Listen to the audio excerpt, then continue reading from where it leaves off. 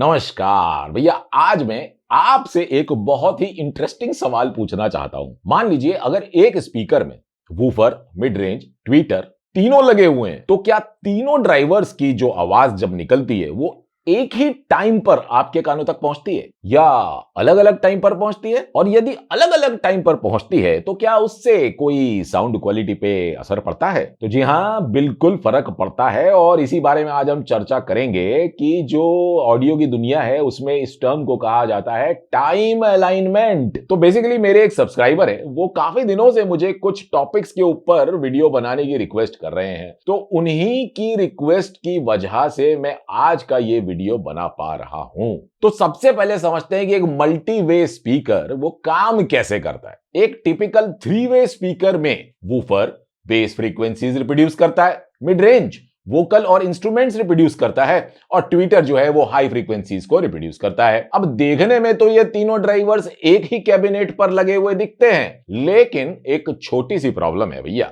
इन तीनों ड्राइवर्स का साउंड असल में एक ही जगह से उत्पन्न नहीं होता। ऑडियो इंजीनियरिंग में एक टर्म यूज होता है जिसे कि हम कहते हैं अकूस्टिक सेंटर, जिसे अगर मैं आसान भाषा में समझाना चाहूं तो ड्राइवर के जिस पॉइंट से साउंड इफेक्टिवली ओरिजिनेट होती है उसे हम अकूस्टिक सेंटर कहते हैं। और हर ड्राइवर का अकूस्टिक सेंटर अलग पोजीशन पर हो सकता है। यहीं से टाइम अलाइनमेंट की कहानी शुरू होती है। चलिए एक सिंपल एग्जांपल लेते हैं। मान लीजिए 3 लोग एक रेस में भाग ले रहे हैं, सबको फिनिश लाइन तक एक ही समय पर पहुंचना है, लेकिन एक आदमी फिनिश लाइन के बहुत पास खड़ा है, दूसरा थोड़ा पीछे और तीसरा वाला तो और भी कहीं पीछे। अगर तीनों एक ही वक्त पर दौड़ना शुरू करेंगे तो फिनिश लाइन पर एक साथ नहीं पहुंच पाएंगे। साउंड के साथ भी ऐसा ही कुछ होता है। अगर वूफर और ट्विटर का साउंड लिसनर तक अलग अलग समय पर पहुंचता है तो क्रॉसओवर रीजन में कई इंटरेस्टिंग चीजें हो सकती हैं। कुछ फ्रीक्वेंसीज एक दूसरे को रीइंफोर्स कर सकती हैं, कुछ फ्रीक्वेंसीज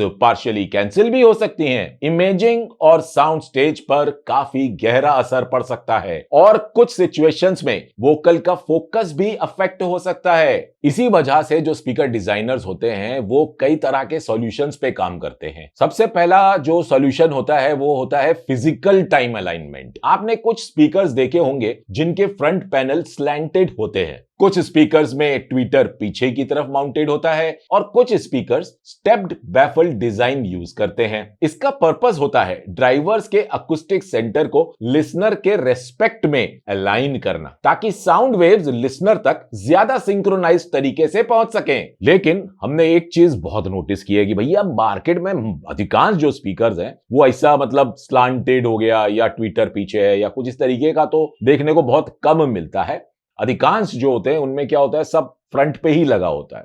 तो वहां क्या कहानी हो रही होती है? तो वहां आता है electrical time alignment. Speaker crossover design के थ्रू इंजीनियर्स फेज बिहेवियर को कंट्रोल कर सकते हैं। डीएसपी बेस्ड सिस्टम्स में तो इंडिविजुअल ड्राइवर्स को डिले भी दिया जा सकता है। अब भैया एक सबसे ज्यादा इंपॉर्टेंट बात कि क्या एक परफेक्ट टाइम अलाइनमेंट किया जा सकता है? थ्योरेटिकली तो लगता है कि हाँ भैया बिल्कुल किया जा सकता है, लेकिन बात जो है वो इतनी सिंपल बिल्कुल भी नहीं होती। Room reflections, listening distance, driver directivity, crossover design और कई दूसरे फैक्टर्स भी फाइनल रिजल्ट को इन्फ्लुएंस करते हैं। इसीलिए स्पीकर डिजाइन जो है वो हमेशा इंजीनियरिंग पर ज्यादा बेस्ड होता है और कहीं ना कहीं थोड़े बहुत कॉम्प्रोमाइजेस भी करने पड़ सकते हैं, डिपेंडिंग अपॉन कि किस तरह का बिल्ड बन रहा है, किस तरह की बजट रेंज के लिए, किस तरह के लिसनर्स को टारगेट किया जा रहा है और बहुत सारी चीजें उसके पीछे होती है। तो अब ये बात तो समझ में हमें आ गई कि भाई टाइम अलाइनमेंट जो है वो इंपॉर्टेंट तो होता है और उसको अलग अलग तरह से किया भी जा सकता है और उसी तरह से हमें मार्केट में स्पीकर्स देखने को भी मिलते हैं, कुछ सस्ते, कुछ महंगे, कुछ बहुत ही महंगे। तो इट ऑल डिपेंड्स कि किस तरह से टाइम अलाइनमेंट किया गया है। अच्छी टाइम अलाइनमेंट से बेटर इमेजिंग मिल सकती है, सेंटर वोकल्स और फोकस इंप्रूव हो सकता है, डेप्थ परसेप्शन भी इंप्रूव हो सकता है और साउंड ज्यादा कोहेरेंट फील हो सकती है। अब यदि आप कभी भी किसी भी ऑडियो फाइल को अगर बात करते हुए सुनो और वहां पर वो उपयोग करे टाइम अलाइनमेंट, तो ये समझ सकोगे आप कि टाइम अलाइनमेंट एक्चुअली होता क्या है। तो ये वीडियो था काफी छोटा, लेकिन इस वीडियो में जानकारी जो थी वो बहुत ही इंपॉर्टेंट थी। अब यदि आप लोगों के मन में कुछ भी प्रश्न उठ रहे हो तो कृपया करके कमेंट सेक्शन में लिख दीजिएगा, और उन्हीं प्रश्नों में से एक प्रश्न चूज करके मैं फिर एक वीडियो लेके आऊंगा और वहां पर आप लोगों को उस टॉपिक के ऊपर डिटेल में जानकारी दूंगा।